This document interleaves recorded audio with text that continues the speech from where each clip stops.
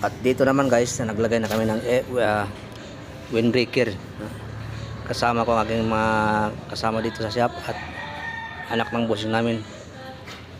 Kaming apat dyan kasi medyo mabigat kasi yan guys.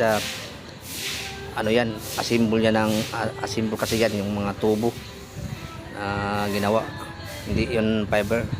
Hindi yan fiberglass sana yan. Ano lang. Yan kasi mga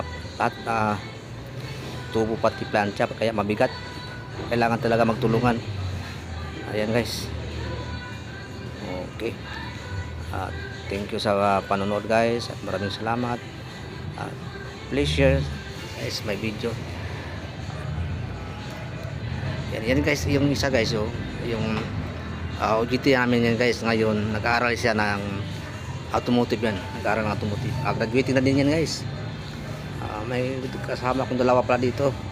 Kagraduate ngayong taon sa automotive yan. Siya yung isang kasama. Yan. Nagpatulong kami sa kanya para